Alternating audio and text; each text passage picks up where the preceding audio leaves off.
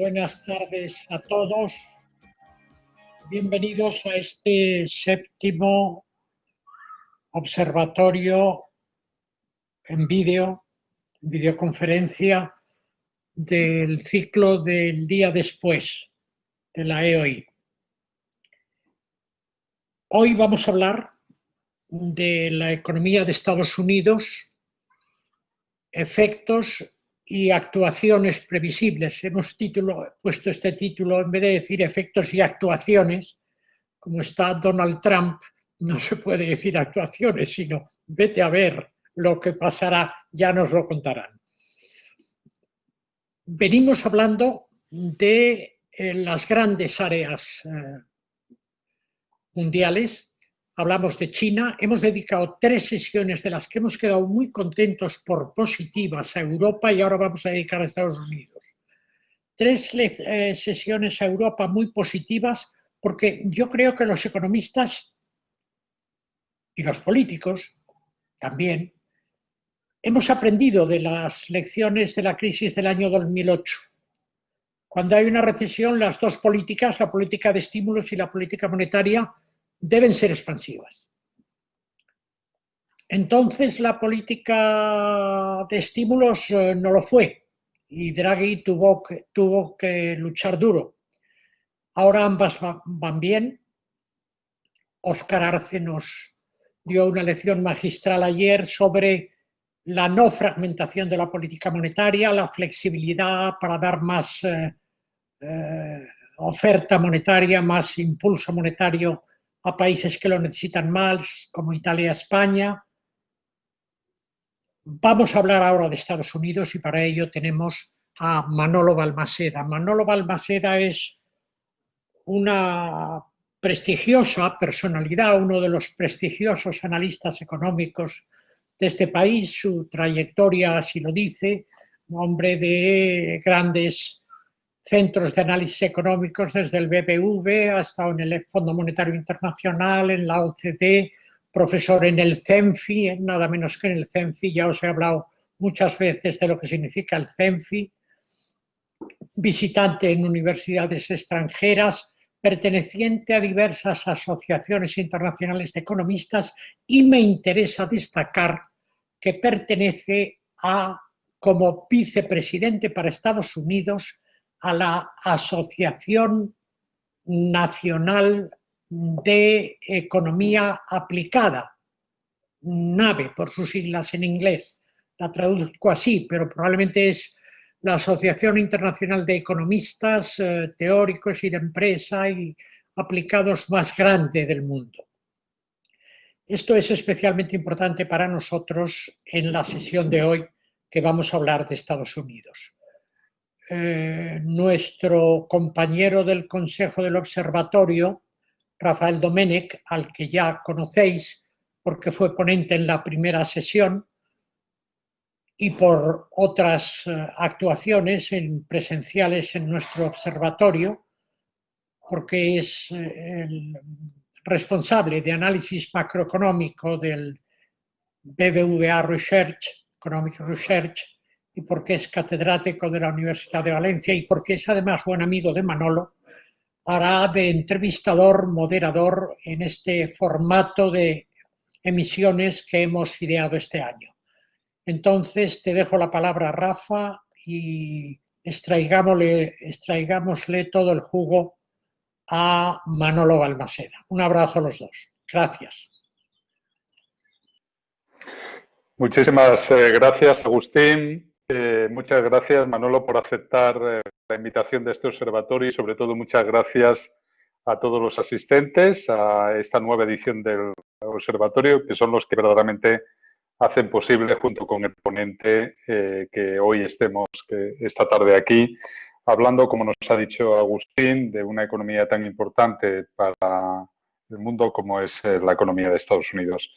Yo me voy a limitar a hacer el papel de moderador y me gustaría que en esta primera parte contestas a algunas preguntas que yo creo que son las que en principio están en la cabeza de casi todos, ¿no? En primer lugar, ¿cómo ves el crecimiento económico de Estados Unidos? ¿De dónde venimos? ¿Hacia dónde vamos? ¿Cómo piensas que la crisis de la COVID-19 ha cambiado las perspectivas económicas? Hace un año o poco más de un año, vamos que se especulaba con la posibilidad de que la crisis de Estados Unidos pudiera venir, ¿no?, después de ese periodo ininterrumpido de expansión económica, el más largo desde mediados del siglo XIX, que pudiera venir pues por el endeudamiento del sector privado empresarial o de algunos activos financieros como eran los CLOs. Sin embargo, nadie podía esperar que viniera o que fuera el resultado de esta pandemia. En definitiva, ¿qué previsiones tienes a corto y a medio plazo y en qué medida crees que los indicadores pues pueden mostrar una salida más o menos rápida de esta crisis económica que ha llevado el desempleo, como hemos visto en las últimas semanas, a niveles que no se veían desde hace muchísimas décadas? Prácticamente habría que remontarse a la Gran Depresión de los años 30 para ver algo parecido. Adelante, Manolo. Bueno, antes de nada, antes de empezar, pues muchas gracias a la EOI por la invitación, para compartir estos minutos como esta horita con todos ustedes para hablar de Estados Unidos. También por ponerme a un moderador como Rafa, buen amigo y que podría estar a este lado en vez de estar yo, pero lo cual es un placer, obviamente. Pues como tú decías, Rafa, yo creo que esta crisis es diferente de todas las... Bueno, los economistas siempre decimos esta crisis es diferente, ¿no? Pero yo creo que de verdad esta crisis es diferente. Como dices, la economía de Estados Unidos estaba en la mayor expansión desde que tenemos números, como bien has dicho, y todo apuntaba que este año, el 2020, iba a ser otro año más de expansión. Fíjate que llevamos buscando cuándo iba a ser la recesión en Estados Unidos y por una vez parecía que había cierto consenso en que la recesión no iba a ser en 2020, iba a ser un periodo de cierta desaceleración de la actividad, pero así todo se esperaba que la economía de Estados Unidos pudiera crecer pues cerca del 2%, quizá algo por debajo, pero a una tasa bastante razonable para la longevo de la expansión, ¿no? Sin embargo, el COVID-19, el contagio, lo vino a cambiar todo. Y además lo vino a cambiar todo de la noche a la mañana, ¿no? Nadie nos podía haber dicho en enero o en febrero.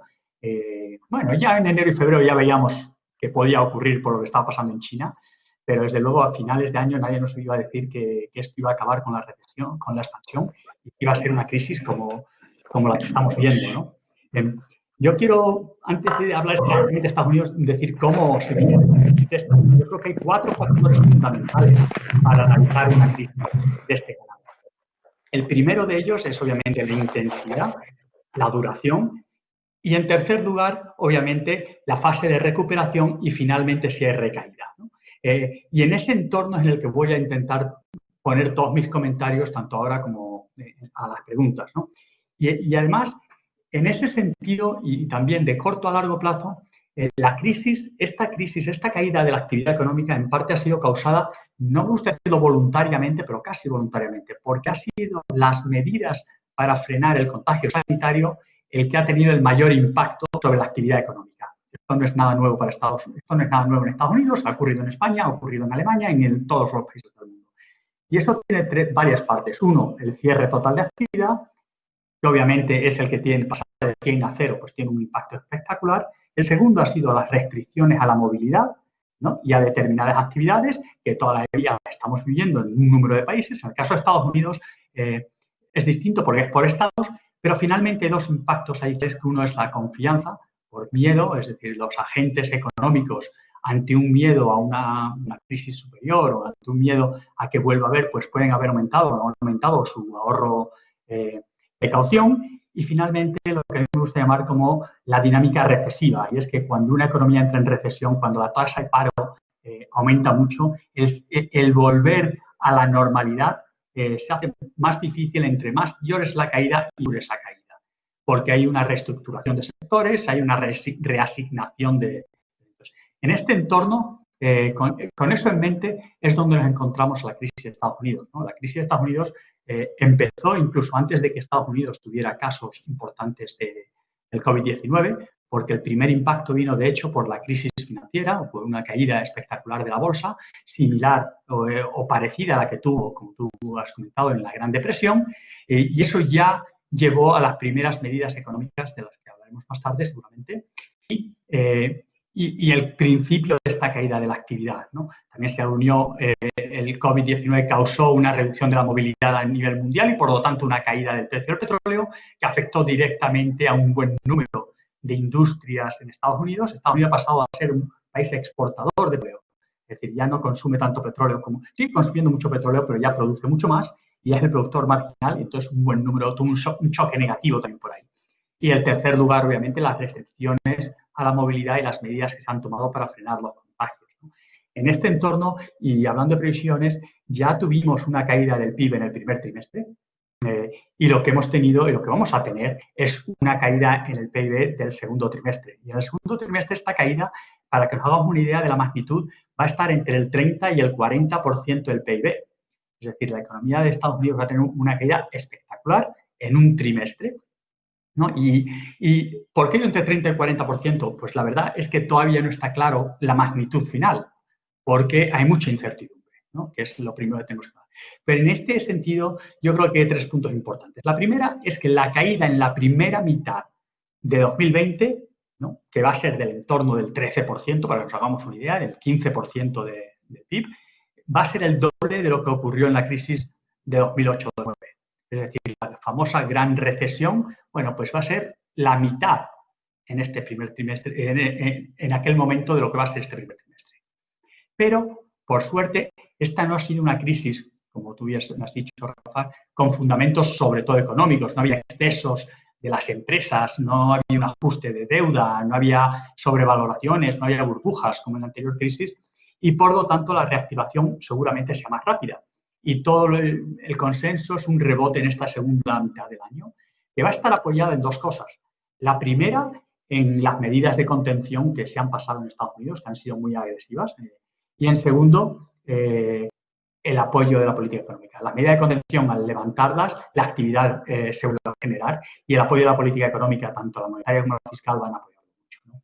Pero en cualquier caso, y hablando de previsiones, los niveles de PIB que teníamos antes de la crisis, en 2019, seguramente no los alcancemos hasta o muy avanzado 2021 o 2022. En otras palabras, a pesar de esta recuperación que vamos a tener en la segunda parte de este año y el año que viene, no llegaremos a los niveles anteriores a la crisis hasta, ya he dicho, finales del año que viene o el año siguiente. ¿Por qué pensamos que puede haber una recuperación? Mira, yo creo que la recuperación, ya estamos viendo datos de alta frecuencia. Ahora ya miramos los datos diarios. Yo recuerdo como economista cuando los datos trimestrales eran los importantes, ¿no? Y eran los que pillabas. Luego mensuales. Ahora estamos viendo datos diarios para intentar tomar un poco de perfil, un poco de sabor a cómo de rápida es la recuperación, ¿no? Y así lo que estamos viendo en el mes de mayo, los datos del mes de mayo, incluso a primeros de junio, es que la recuperación puede estar siendo algo más intensa de lo que esperábamos. Por poner algunos ejemplos, los coches, automóviles en Estados Unidos, que están normalmente ronda de 16, 17 millones, pasó a 8 y se ha recuperado ya a 12. Es decir, en un mes cambió espectacularmente y ha recuperado 12. El dato más significativo, por ejemplo, el dato de empleo, del que vimos el viernes pasado, se habían destruido en Estados Unidos unos 20 millones de empleos y ya en el mes pasado se recuperaron 2,5. ¿no? Es verdad que hay datos que estos números son un poco inciertos porque las medidas no son exactas, pero nos hagamos una idea, la tasa de paro está en torno al 14 y empieza a mejorar, pero sigue estando en el 13. Recordar que la tasa de paro de Estados Unidos al final del año pasado era el 3,5, es decir, que estamos 10 puntos por encima, ¿no? A pesar de la mejora, ¿no? Y sobre todo, recuperó en aquellos sectores que han empezado a abrir su actividad. Fundamentalmente, obviamente, es hostelería, restaurantes y luego la construcción y manufacturas que han tenido un aumento importante. Es decir, que ha tenido el empleo también un rebote, sin, obviamente, obviar que hay una cosa en Estados Unidos que siempre es de hablar, y es que la recuperación del empleo ha sido mayor en el sector privado que en el total de la economía. Es decir, el sector público ha destruido empleo. Los estados han tenido que ajustar sus plantillas a esta crisis y lo siguen haciendo. Y luego, obviamente, y por lo tanto estamos viendo rebote ahí. Luego tenemos otro rebote claro cuando uno mira los datos de movilidad, que lo miramos hoy todos los días, ¿no? Como son los datos de Google, ¿no? Y ahí tenemos que el conducir ya está a los niveles pre-crisis. Sin embargo, el uso del transporte público no. El uso del transporte público está en niveles todavía muy bajos. Eso también se puede explicar por zonas más afectadas. Nueva York, Los Ángeles, las grandes ciudades son las que van con retraso en esta recuperación, ¿no? Porque todavía tienen una gran parte cerrada, mientras que las zonas más rurales, donde se conduce más, pues se han recuperado antes, pero también los restaurantes ya están empezando a mejorar en un número de estados e incluso ya se empieza a recuperar algo los viajes. De forma todavía muy, digamos, pequeña, pero ya empezamos a ver ciertas nociones de región que pueden hacer que se acelere algo la recuperación. Por lo tanto, tenemos una caída muy intensa en el segundo trimestre, pero una recuperación que va a empezar o que ya está empezando ya, pero que no va a llegar a los niveles anteriores.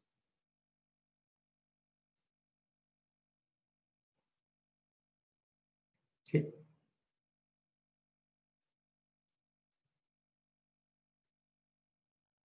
Rafa, perdón. Manolo, que sí, que estaba hablando y no le había dado al desafío. No, te estaba agradeciendo la respuesta tan amplia que has dado a la primera pregunta. Has mencionado ya la respuesta que ha dado la FED y me gustaría incidir un poquito más en esto. Creo que hay bastante consenso en el mercado que la Reserva Federal actuó con bastante rapidez, aunque he de decir que al principio la actuación que tuvo fue mal recibida por el mercado porque supuso, o así lo interpretaron los mercados, supuso una falta de coordinación con otros bancos centrales. Parecía que la FED arrancaba antes de ponerse de acuerdo con otros bancos centrales y que Estados Unidos apostaba por una salida unilateral de esa crisis. Quería que hicieras una valoración de la respuesta que ha dado la FED, de la munición que está utilizando, de esa ampliación del abanico de activos que está realizando en estos momentos, de compra de activos, y algo que contrasta con Europa. La Reserva Federal, y su chairman ya lo ha dicho en repetidas ocasiones públicamente, parece que no está dispuesta a cruzar esa línea que marca lo que se denomina el límite cero de tipos de interés, el zero lower bound, y no quiere entrar en el terreno de los tipos negativos, a diferencia de lo que ha hecho el Banco Central Europeo. ¿Cómo valoras, en definitiva, todo este conjunto de políticas monetarias por parte de la Reserva Federal? Yo creo que la Reserva Federal, bueno, yo creo que gato escaldado del agua fría huye, ¿no? Yo creo que las lecciones de la crisis de 2008-2009 a la Reserva Federal las ha tenido muy presentes, ¿no? Y en este caso tenemos a un chairman de la Reserva Federal, que es Jerome Powell, que es una persona que yo a veces digo que es que Estados Unidos a veces hasta tiene suerte, ¿no? Es decir, cuando tuvimos la crisis de 2008-2009, el chairman era Bernanke, que seguramente era el mayor especialista en la Gran Depresión, ¿no? En crisis financieras. Ahora que tenemos este tipo de crisis y el problema era de mercados inicialmente, tenemos a Jerome Powell, que es una persona que viene de mercados, con lo cual entendía bastante bien cómo pensaban los mercados y su idea era que no podía permitir que el choque, que era un choque como digamos, un evento natural, no económico, acabara en un impacto financiero o que a través de los mercados financieros llevaran a una crisis económica, más allá de la que ibas a tener por todo lo que hemos dicho. Entonces, a diferencia de lo anterior, la FED actuó muy rápido, contundentemente y sin dudas, ¿no? Es muy importante. Yo creo que inicialmente, como tú dices perfectamente, se le criticaba de que no coordinase, pero el problema de la coordinación es que exige tiempo.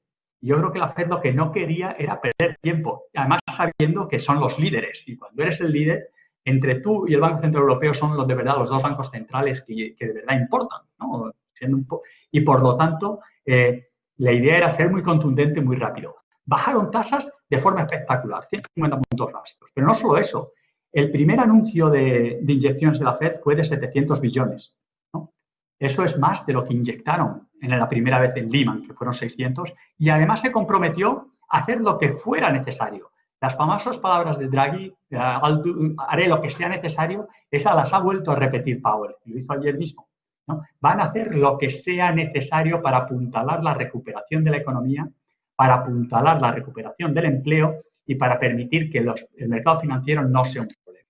En ese sentido, lo que ellos perciben es que las tasas negativas que ha utilizado Europa para una economía como la americana, que tiene un componente, obviamente, de financiación por mercados de capital mucho más importante que mercados bancarios y por su estructura de mercados, las tasas negativas no son la solución. Pero están dispuestos a hacer muchas otras cosas. Y así, para empezar, ya han ampliado sus compras de hipotecas, ¿no? De seguros de hipotecas, de papel comercial. Incluso se ha hablado de intervenir y comprar ETFs, que es prácticamente comprar renta variable. Es decir, cuando se dice que los bancos centrales, y en particular la Reserva Federal, ya no tienen munición, yo en parte me río un poco, porque en realidad eso era antes de la gran crisis financiera, pero desde entonces tienen la munición que quieren porque han abierto la caja de Pandora de alguna forma. Es decir, ahora ya han comprado activos que nunca hubiéramos pensado que lo deberían o que los podrían comprar. Es verdad que todavía no sabemos las consecuencias y es verdad que pensando voy a solucionar el problema de hoy y no me voy a preocupar de los de mañana, ¿no? Ellos han optado una ruta distinta al Banco Central Europeo. También es verdad que sus condicionantes son muy distintos al Banco Central Europeo. El Banco Central Europeo es un banco para 17 países, es decir, no hay un país detrás de él. Y, sin embargo, en Estados Unidos es un país, un banco central, y al final responden ante, bueno, el Congreso de Estados Unidos, y eso también complicaría los tipos negativos por el impacto que tendría sobre el ahorro de las familias y otro tipo de temas.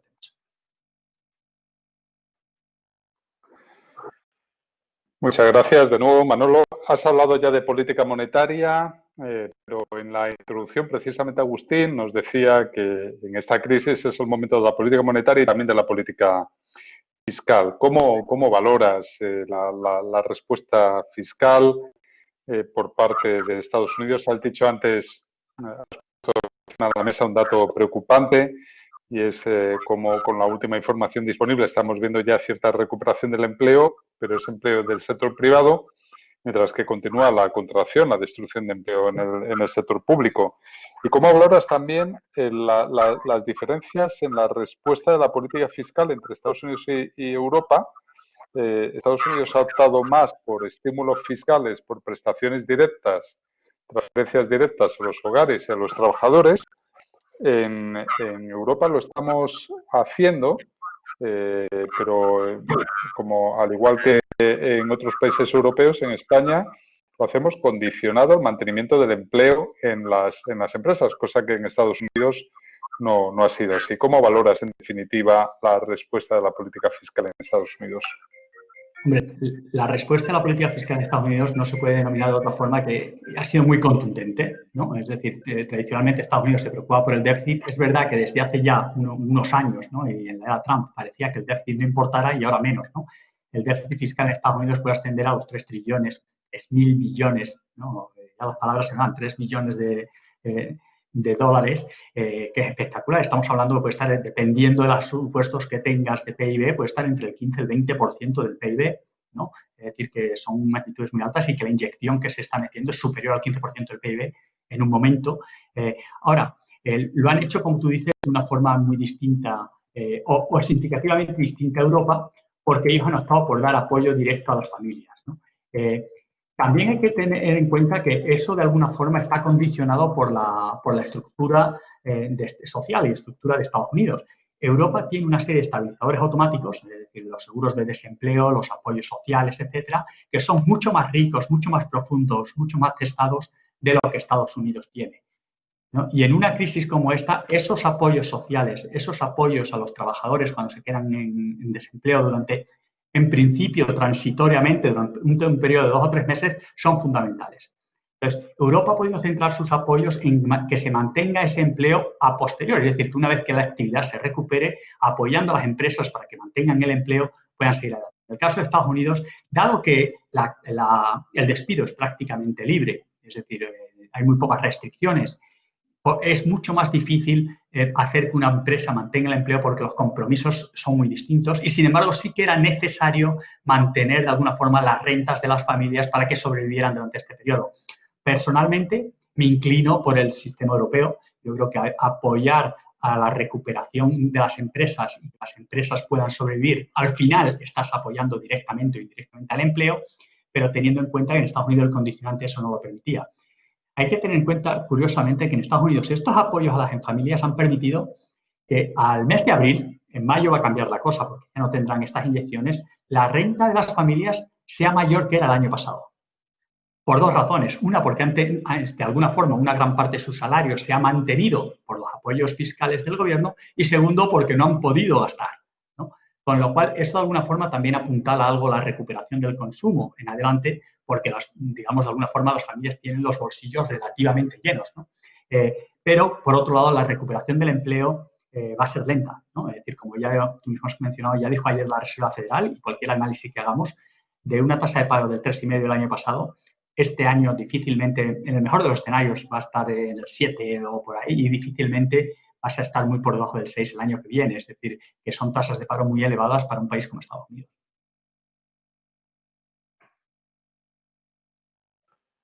Estupendo, Manolo. Y por último, antes de dar paso al debate con los asistentes, quería plantearte lo que para muchos puede ser el elefante en la habitación, ¿no? Y es la política, ya con mayúsculas, en Estados Unidos, la política de la era Trump.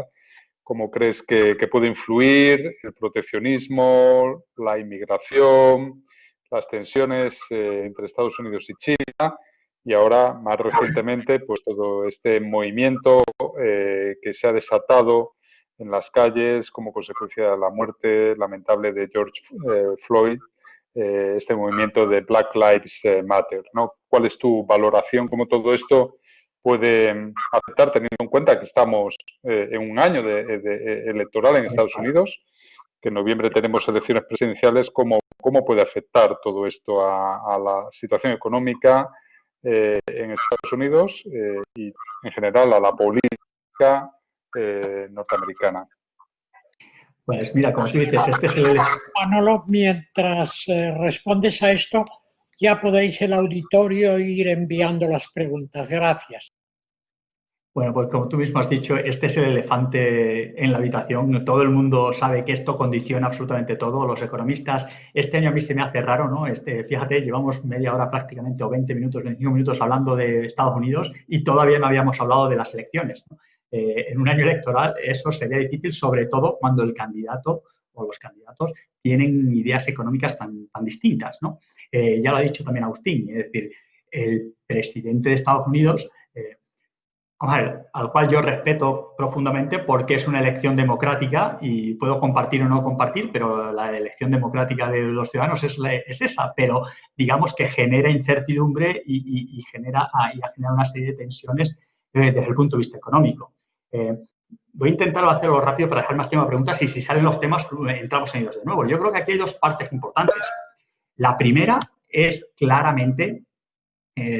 bueno, la política económica del presidente Trump, ¿no? La política económica del presidente Trump en el pasado de bajadas de impuestos masivas han llevado a un déficit muy elevado, un déficit que de momento con las tasas de interés tan bajas no condiciona a Estados Unidos, pero que obviamente la deuda ya, y ahora más, después del choque del COVID-19 este año, pues pone la deuda de Estados Unidos en unos niveles que dan miedo, y mientras que es verdad que Estados Unidos, financiándose en su propia moneda, no tiene el mismo riesgo que tienen otros países, yo como economista se me hace difícil pensar que eso es, digamos, indefinido, ¿no? Por lo tanto, ya está poniendo un problema por la parte fiscal de tiempo indefinido. El segundo problema ya es la parte migratoria, ¿no? Estados Unidos es un país que ahora con esta crisis no, pero hasta este momento y después lo va a volver a tener, tiene un problema de restricción laboral, es decir, necesita trabajadores y el frenar la migración estaba suponiendo ya un coste muy elevado para un número de empresas. Sectores como el sector de la construcción se estaban restringiendo su capacidad de producir tanto vivienda como obra pública porque no había trabajadores cualificados, no había trabajadores, y también obviamente el conflicto comercial con China que ya podemos hablar también que no es todo culpa de Estados Unidos, es decir, China tiene parte de la culpa en esto, pero sí que ese conflicto comercial con China que iba mucho más allá de solamente lo económico, ha tenido un impacto y eso va a volver a seguir, ¿no? Pero, como decías, en Estados Unidos es un país que se caracteriza cada vez más por una polarización política total. Y estando en año electoral, quien gane las elecciones de noviembre va a condicionar significativamente, por no decir totalmente, la política que se lleva a cabo el año que viene, ¿no? En esas tres materias que he contado, seguramente las relaciones con China se vean condicionadas, pero yo creo que eso es un tema más general, pero también en la política de economía sostenible, de economía circular, de inversión, qué tipo de inversiones hacen Estados Unidos, incluso sobre materia impositiva. Entonces, ¿hacia dónde vamos? Yo creo que la política económica de Estados Unidos ha sido una política que ha llevado a una menor globalización, a una regionalización de la actividad y con el COVID-19 eso se va a profundizar y en el caso de que Trump siga siendo el presidente seguramente veremos todavía una profundización adicional y mayor en eso, mientras que la alternativa demócrata yo no creo que vaya a ir muy en la dirección contraria, pero sí que tendría... digamos, sí que se avendría más a colaborar en el entorno multilateral para discutir temas de medio ambiente, discutir temas de comercio, etcétera, que en el caso de que a nivel global pueden ser importantes. Aquí ya no es una pregunta de quién gana, yo creo que pierden todos y Estados Unidos juega el papel de decir, sí, puede que perdamos todos, pero yo soy el que menos pierdo, ¿no? Es decir, hacer el pastel más chico nos perjudica a todos y yo creo que es de lo que estamos hablando. Pues muchas gracias, Manolo. Abrimos ya entonces la segunda parte de este observatorio con las preguntas de nuestros asistentes.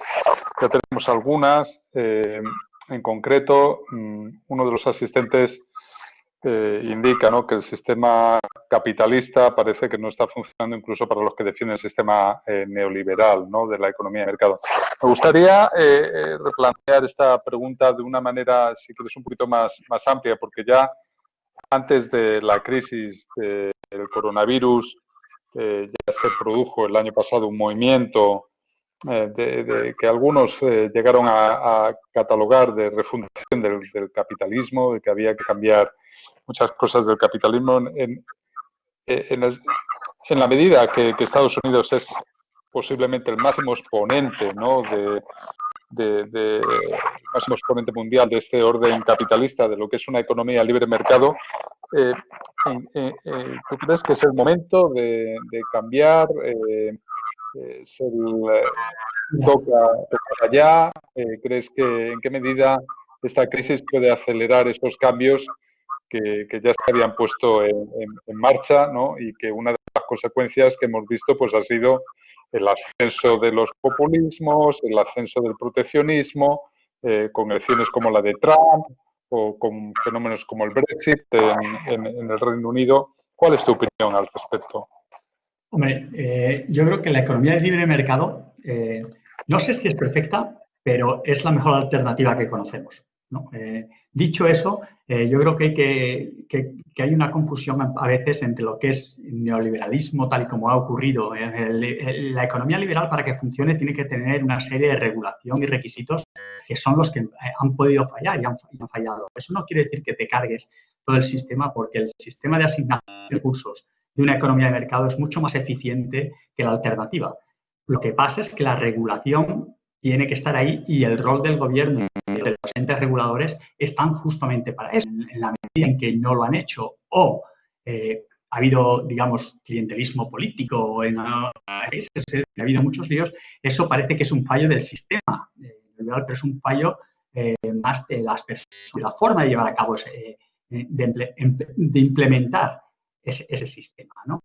Entonces, a mí hay una cosa que me gusta y es que la democracia y el capitalismo humano, pero son totalmente distintos, pero se mantienen los dos el uno al otro, ¿no? Porque uno hace por su parte eficiencia y el otro le da equidad, y en ese sentido, en Estados Unidos en ese sentido eso va a seguir, pero lo que sí que es posible, digamos, es que obviamente va a tener que haber una reequilibración, es decir, esos entes reguladores de la actividad privada de alguna forma, o de los excesos privados, no de la actividad privada, sino de los excesos privados, tienen que funcionar la supervisión de una forma muchísimo más eficiente en Estados Unidos y fuera de Estados Unidos, Y en particular, y ahí es donde la labor de la parte pública cobra importancia, el sector privado, como por definición, mira por su interés y muchas veces un interés de corto plazo.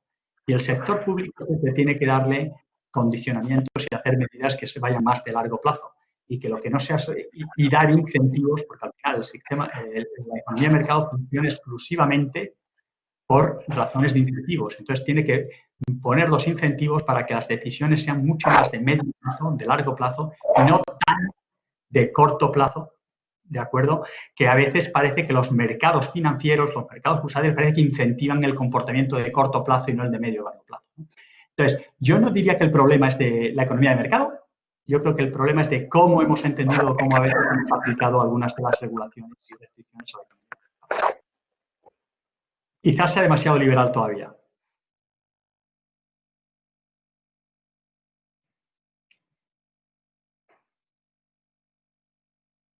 ¿Sí?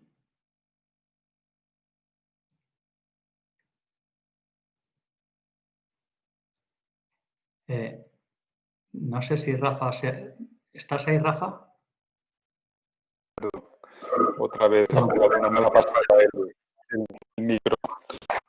No se me ha desactivado a pesar de haberle dado. Decía que tenemos una pregunta sobre el comportamiento, precisamente a lo que tú mencionabas ahora en tu respuesta del mercado de valores. Fernando Laya precisamente preguntaba, ¿no?, en qué medida esta recuperación tan fuerte, ¿no?, que ha experimentado el mercado de los valores es dependiente de los estímulos fiscales y de los estímulos monetarios.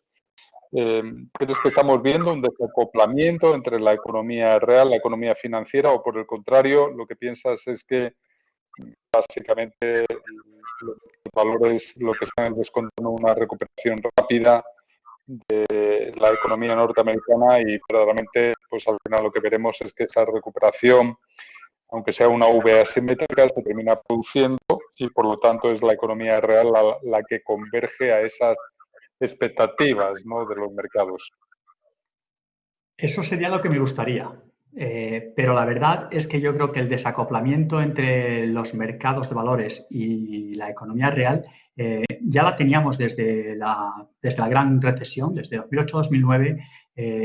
La recuperación que ha tenido tan importante el mercado de valores se ha sentado mucho o demasiado en unas tasas de interés muy bajas, ¿no?, que de alguna forma han mantenido ese mercado de valores. Yo creo que la reacción del Banco Central Europeo, perdón, del Banco Central, de la FED, en esta vez, que antes he dicho que me ha gustado lo que ha hecho porque seguramente era lo que tenía que hacer, pero en el fondo, al tiempo que evita la crisis financiera, ¿no?, lo que hace es de nuevo darle justificación a unos mercados de valores para que suban, y yo diría que podría, no sé si por encima o por debajo, si lo supiera obviamente pues estaría ya funcionando, pero desde luego que parece que está desacoplado con la evolución de la economía real. De hecho, la economía real difícilmente la vemos volviendo a 2019 antes de finales del año que viene o el siguiente, y sin embargo los mercados de valores parece que van a un ritmo muy superior. Además hay que pensar que las tasas de interés tan bajas hacen que las empresas zombies se mantengan durante mucho más tiempo, porque incentivan el mantenimiento de deuda y el sostenimiento de este tipo de empresas y por lo tanto reducen la productividad y la innovación, que van justamente en contra de una economía real más dinámica, ¿no? Entonces, sí que me preocupa el medio plazo o largo plazo y las consecuencias de la política monetaria en el medio y largo plazo, y que se ven reflejadas quizá en un mercado de valores, no solamente el mercado de valores, yo diría de activos. Todos los activos pueden estar hasta cierto punto sobrevalorados cuando tienes unas tasas a 10 años en Estados Unidos que están muy por debajo del crecimiento nominal de la economía y llevan así durante muchos años. Y hemos vuelto a eso y parece que es donde queremos estar, ¿no? Y donde, por los comentarios de ayer del Banco Central, apunta que vamos a seguir ahí, por lo menos en la parte de política monetaria.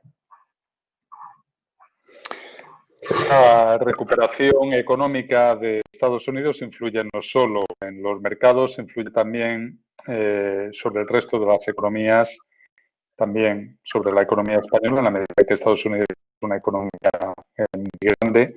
Tenemos algunas preguntas que precisamente apuntan a la cuestión de en qué medida esa recuperación en Estados Unidos va a ser sostenible o puede suponer un riesgo para la demanda de las exportaciones españolas a Estados Unidos? ¿Piensas que esa recuperación se puede quebrar en algún momento y puede poner en peligro la recuperación de las exportaciones españolas a Estados Unidos? Vamos a ver, yo creo que la recuperación la vas a tener.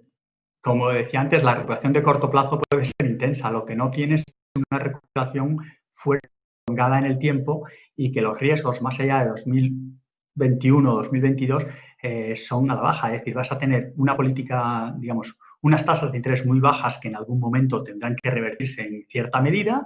Tienes una política fiscal excesiva, un déficit excesivo que poco a poco vas a tener que controlar, y da igual cómo lo hagas, va a suponer una restricción a la economía de Estados Unidos. Entonces, Estados Unidos, yo no soy de los que espera que vaya a haber otra recesión en poco tiempo, pero lo que desde luego no apunta es que haya un crecimiento significativo en los próximos años.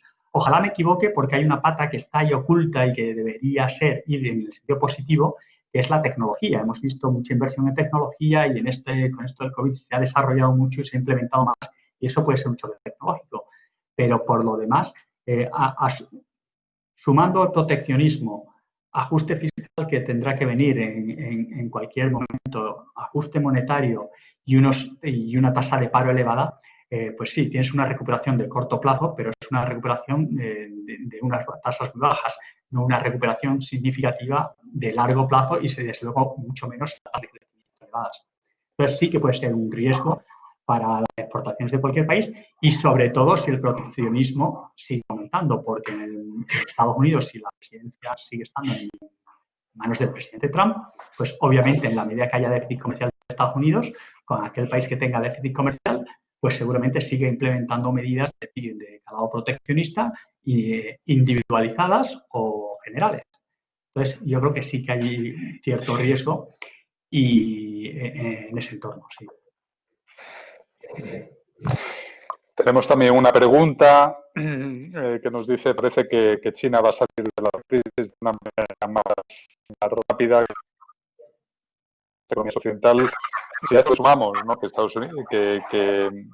que China lleva ya muchos años, las últimas décadas, mejorando de una manera muy rápida su capital humano, sobre todo entre la población más joven, una inversión en capital tecnológico que empieza a estar en la frontera, claramente reduciendo la brecha de renta per cápita también de una manera muy rápida. Es el ejemplo más exitoso de las últimas décadas en términos de convergencia. ¿En qué medida crees que China se percibe como un riesgo en cuanto a la hegemonía económica global, ¿no?, de esta potencia ascendente de China ya en estos momentos? Sí, vamos a ver, China es el país a tener en cuenta. No sé cómo rápida o cómo duradera será su recuperación, pero la experiencia de los últimos años, como tú bien dices, ha sido espectacular. Todavía hay unas diferencias muy importantes en renta per cápita, ¿no? Y en China todavía falta que veamos, bueno, yo creo que Alicia García Herrero en su exposición de hace unas semanas lo conoce perfectamente, y además sabe más que yo de esto, pero a China le falta dar el paso de una economía basada en exportaciones a una en importaciones. ¿No? O en importaciones, perdón, en consumo interno, ¿no?, en demanda interna. Y ahí es donde está el reto, porque mientras que Estados Unidos siga siendo el consumidor de última instancia, difícilmente va a perder esa hegemonía. Ahora, una hegemonía relativamente compartida, y relativamente compartida por una razón si la experiencia de los últimos años sigue adelante, y es que Estados Unidos, quizá, y el presidente Trump es una viva imagen de ello, ha decidido retirarse de alguna forma de todos los foros globales y centrarse en sí mismo. Y ha dejado el hueco, el espacio abierto para que esa influencia la ejerza China, ¿no? Y no solamente estamos hablando de Asia e incluso de Europa, sino incluso en América Latina. El único caso en el que Estados Unidos ha intervenido ha sido alguna vez en México. Con lo cual, la salida, el paso atrás de Estados Unidos y el paso adelante de China, pues sí que obviamente va a poner un reto para Estados Unidos. Pero yo creo que el conflicto China-Estados Unidos va mucho más allá de la hegemonía económica. Es una hegemonía, digamos, global por influencia, ¿no? Y ahora mismo, sí, China es el país que más preocupa a Estados Unidos, y sobre todo una parte que tú has mencionado y a la que pocas veces prestamos atención, y es precisamente que en tecnología, en determinadas tecnologías, ahora mismo el país puntero es China. No es Estados Unidos Unidos, no es Alemania, no son los países tradicionales, ¿no? Entonces, si eso es un indicador de futuro, y normalmente el avance tecnológico suele ser un buen indicador de futuro, China va a ser un competidor importante para ellos y para todos. Y ahí me voy a permitir decir que Europa, dentro de países como Alemania, que tienen en China su principal socio comercial, pues oye, igual no son tan malas ideas y tampoco nos tiene que venir tanto. Lo que pasa es que nos implica buscar mercados nuevos y ser más flexibles y eficientes en eso. Tenemos, Manolo, una pregunta sobre un tema que te has mencionado anteriormente, que es sobre las ayudas fiscales directas a los hogares, a las familias norteamericanas. Esto, la pregunta del asistente que la formula se plantea como un ejemplo del helicóptero monetario, ¿no? ¿Lo ves así? ¿En qué medida crees que en esa balanza, ¿no?, de inflación-deflación puede hacer que la balanza se vaya al lado de la inflación, o por el contrario, piensas como otros muchos economistas, empezando por Olivier Blanchard, a corto plazo los riesgos son ligeramente mayores de que vayamos hacia un mundo de deflación antes que a uno de inflación, menos a corto plazo? Sí, sí, estoy de acuerdo. Yo creo que lo que ha hecho Estados Unidos no ha sido helicóptero, ha sido lo más cercano a un helicóptero que puedes encontrar en muchos sitios, ¿no? Es decir, ha sido directamente una inyección, aunque también ha dado inyección a empresas, pero es una inyección a los bolsillos de las familias de una forma directa para mantener sus rentas en un periodo transitorio. En la medida en que estás en un periodo, como dices, y Blanchard lo dice claramente, en un periodo, a mí no me gusta decir, yo en lo que no estoy de acuerdo con Blanchard, quizá, aunque él no lo dice directamente así, es que yo no sé si esto es deflacionista o desinflacionista. Yo creo que esto es más desinflacionista. En otras palabras, para mí la gran diferencia es que si es deflacionista, eso hace que tenga consecuencias sobre el consumo futuro. En otras palabras, tú ahorras hoy porque mañana va a ser más barato y, por lo tanto, al haber menos demanda, caen los precios y ese bucle se mantiene, ¿no? Yo creo que lo que tenemos es más desinflacionista que deflacionista y, por lo tanto, pero a corto plazo no hay ningún problema.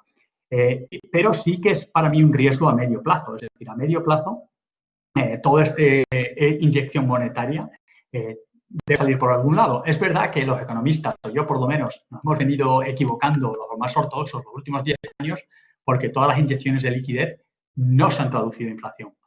Pero en este caso yo creo que lo que tenemos no es solamente una inyección de liquidez, sino que si hay consecuencias regulatorias del COVID-19, puede ser un aumento de costes para un buen número de empresas. Estoy pensando en restaurantes, en aerolíneas, en un buen número de servicios, porque mantener el distanciamiento social o por la capacidad de las estas, lo cual aumentará los costes. Entonces, si por un lado tienes un aumento de costes de empresas, por otro tienes pues una inyección monetaria tan importante que, mientras que la gente lo mantenga como ahorro precaución, no se traduce a la economía, pero si hay una recuperación, sí que lo haría, puede llevar a inflación.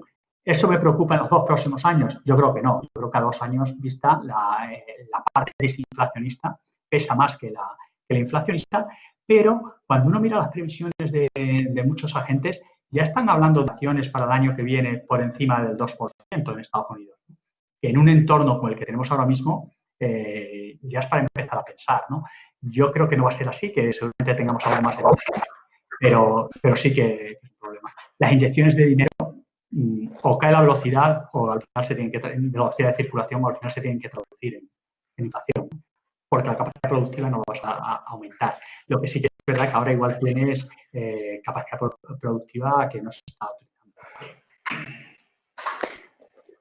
Sobre este tema, Manolo, de la inflación desaparecida, ¿en qué medida crees que estamos, ya no solo ahora, sino en la última década, hemos mirado o la hemos buscado en el sitio equivocado? Es decir, normalmente la inflación la medimos exclusivamente a través de los bienes de consumo, pero en realidad hemos tenido una inflación en los activos enorme.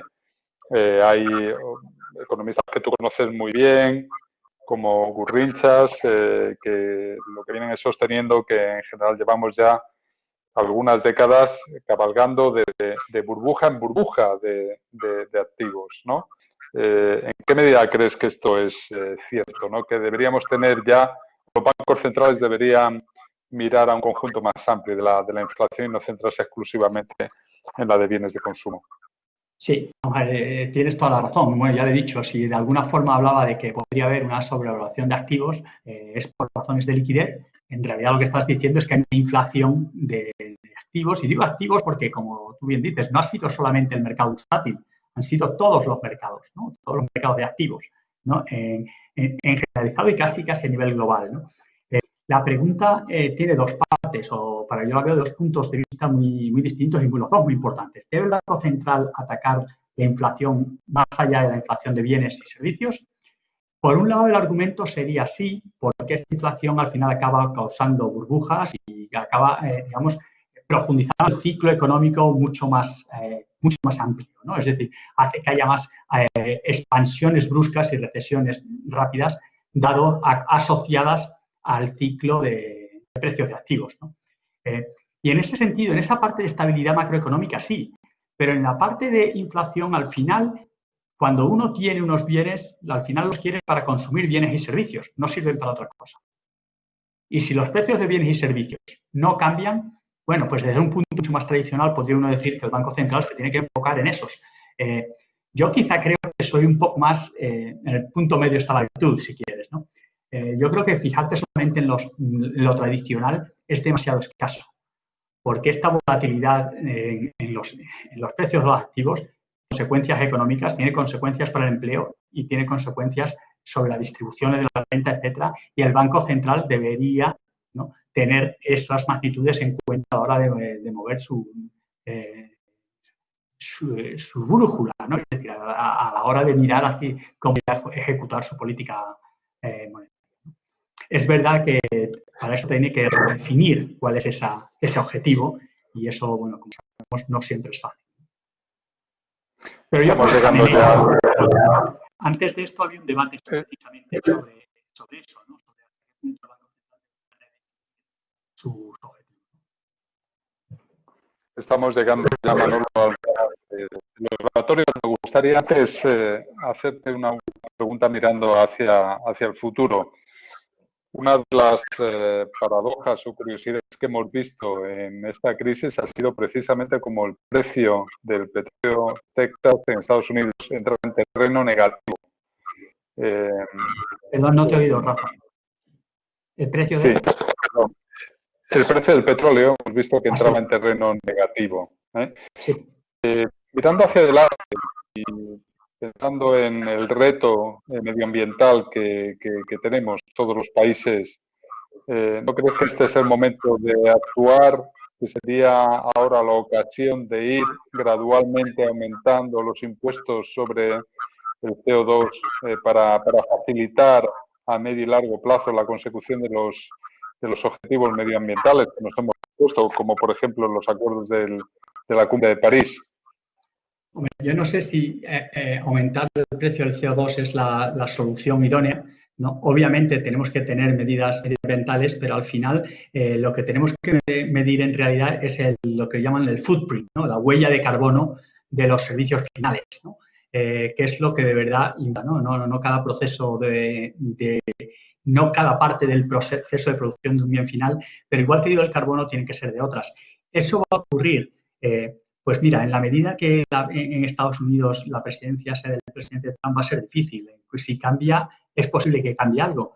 Pero Estados Unidos ahora mismo se ha convertido en un productor y es el productor marginal de petróleo, y por lo tanto veo muy difícil que apoye algo que va entre sus propios intereses a corto plazo sin tener nada a cambio, ¿no? Es decir, desde los países, por ponerlo de una forma un poco dura, ¿no?, desde los países europeos es muy fácil, porque no producimos petróleo, pero díselo a Arabia Saudita, ¿no?, que viven del petróleo, ¿no? Dicen, vale, ¿me pagas tú la diferencia?, ¿no? Es decir, porque al final hay ganadores y perdedores, y la pregunta es, para que esto funcione a nivel global, tiene que ser algo que sea una ganancia de Pareto, es decir, que gane todos. Y eso implica que algunos paguen más que otros y que aquellos que se van a ver perjudicados se vean en cierta parte compensados. Y esa es una parte donde todavía como mundo, como Esto no hemos dado ese paso adelante. Hablamos de restringir las emisiones, pero no hablamos de cómo compensar perdedores. Y si los perdedores no son compensados, no tienen ningún incentivo a reducir su producción y solamente lo puedes hacer por el lado, obviamente, de la demanda, por la parte de aquellos que consumimos, decir, no, pues no vamos a poner impuestos. Por supuesto. Es decir, yo creo que lo mejor es que sean los precios lo que lo ajusten, totalmente a favor, pero yo creo que hay que ir más allá porque el reto es bastante importante.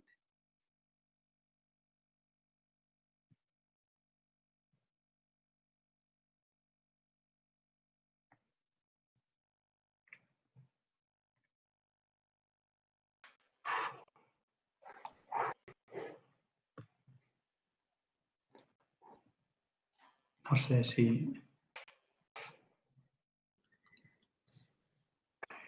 Entonces, yo creo que no sé si es que no se oye el micro de Rafa, que ha tenido un problema o ha decidido que hemos llegado al final. Yo os agradezco muchísimo a los dos, pero me da mucha pena despedirme de Manolo sin extraerle un poco más el jugo. Te voy a pedir que el final lo despidas comentando las previsiones de Jerome Powell de ayer, que me da la impresión que han sentado mal en la Casa Blanca, y me gustaría saber tu opinión. Pero antes yo quisiera, esto no es resumen, pero sí poner de relieve y discutir quizá las ideas que más me han impresionado tuyas en toda la... la primera de ellas es que tú dices que probablemente la recuperación a corto plazo será más rápida porque han puesto un bazooka tremendo.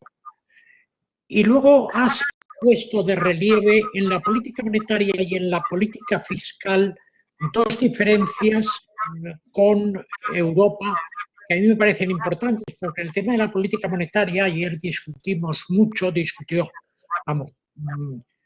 puso sus ideas Óscar Arce sobre el tema de los tipos negativos. Hoy Rafa y tú decíais que Jerome Powell no se atreve a pasar esa línea roja.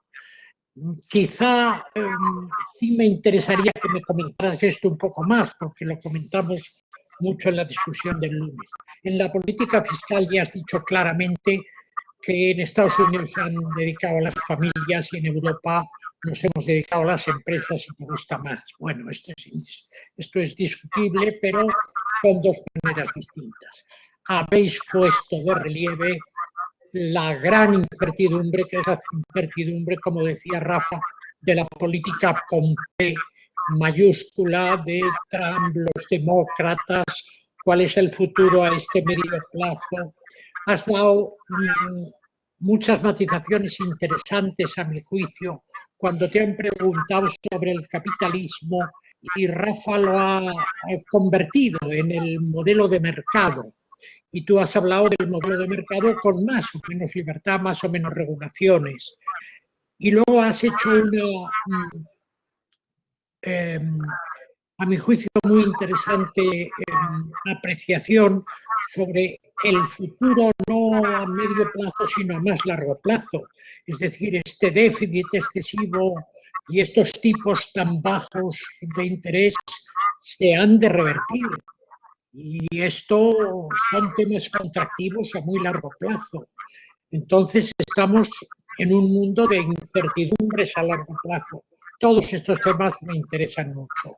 O me comentas algo del tema de los tipos de interés negativos en Europa y en Estados Unidos, o directamente pasas a comentar las previsiones de Jerome Powell. Perfecto, no, encantado de comentarlo todo. Voy a empezar por una aclaración, porque a lo mejor me he explicado mal cuando he dicho que lo has comentado que yo en Europa lo que pienso es que es mejor el apoyo a las empresas. No, lo que se ha pretendido en Europa no es apoyar a las empresas, es apoyar a que las empresas mantengan el trabajo. Es decir, a través de cosas como el ERTE es un compromiso, es decir, el apoyo al trabajador, pero de una forma que el trabajo se mantenga a posteriori, es decir, que puedan reincorporarse a su puesto de trabajo, cosa que en Estados Unidos simplemente un apoyo a la persona independientemente de que haya perdido su puesto de trabajo. Es verdad que el mercado de Estados Unidos laboral es mucho más flexible y, por lo tanto, eso lo puede permitir aceptar de una forma mucho más rápida que en un mercado rígido como el mercado español o el mercado europeo. Pero yo no me refiero al apoyo a las empresas, sino el apoyo a los trabajadores de mantener su puesto de trabajo. Mientras que Estados Unidos lo que van a tener es que buscar un trabajo nuevo, directamente, ¿de acuerdo? A eso me refería. Sobre los tipos negativos, mira, hombre, a Óscar, también muy buen amigo, con todo el cariño, es que el Banco Central Europeo no le queda otra que defender los tipos de interés negativos, ¿no? Dado que los iban implementando desde una temporada, pues obviamente los análisis que ellos han hecho, y están muy bien hechos, pues son un grupo de economistas muy buenos,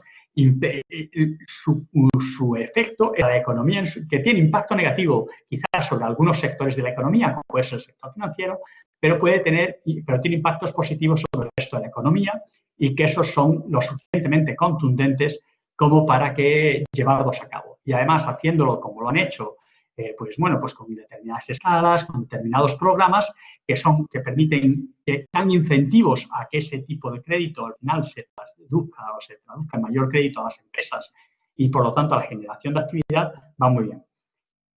¿Por qué en Estados Unidos les gusta? Primero, porque la estructura del mercado es muy distinta. La financiación es mucho más financiación privada de mercados que financiación bancaria.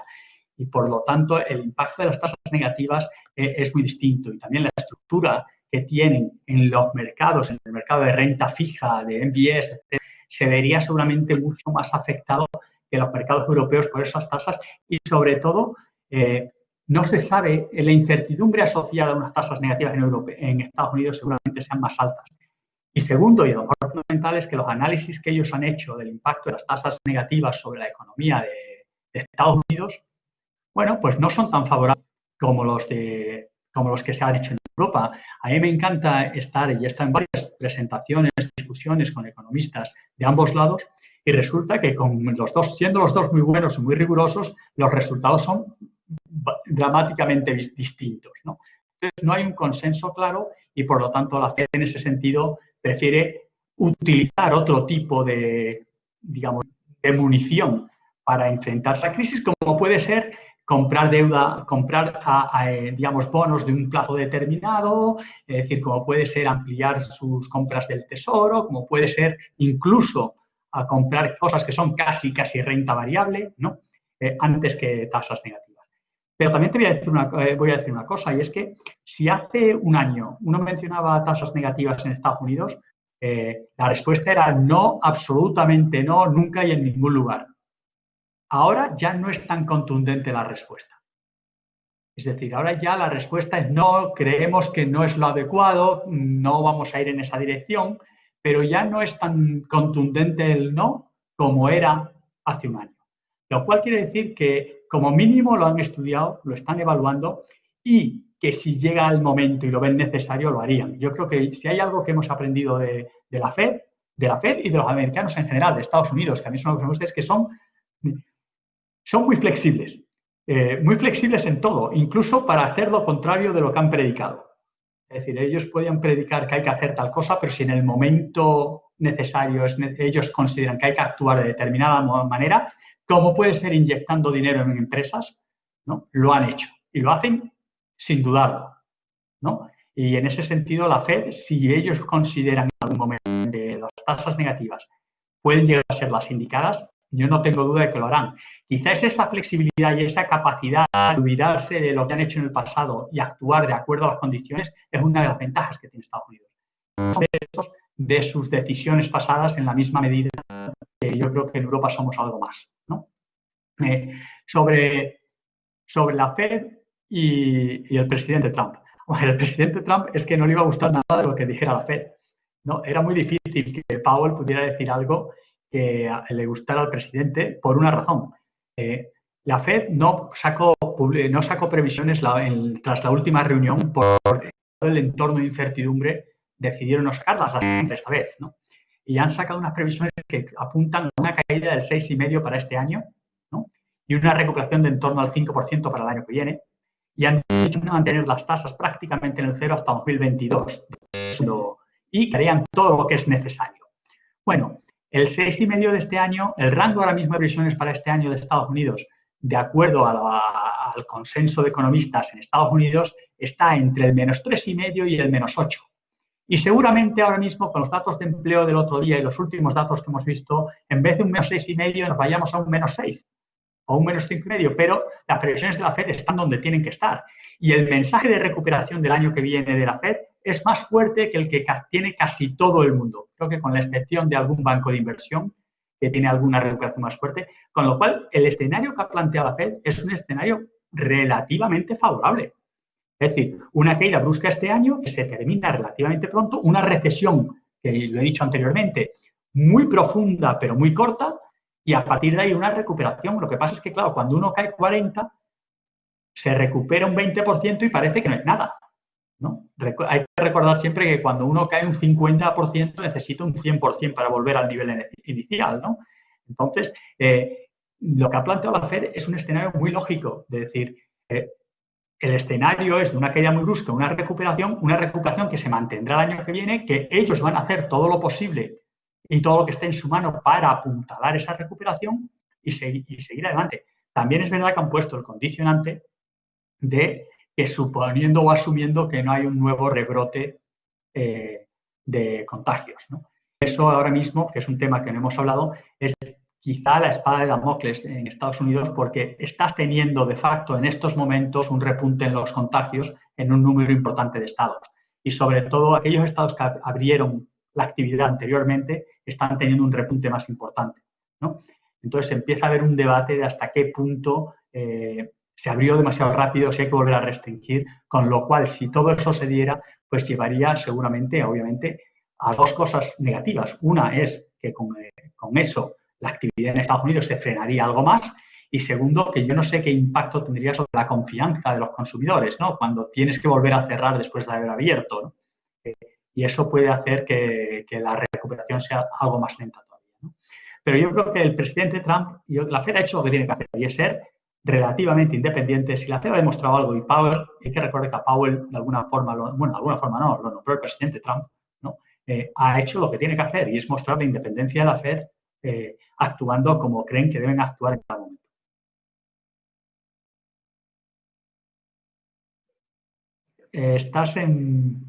No te oigo, Agustín.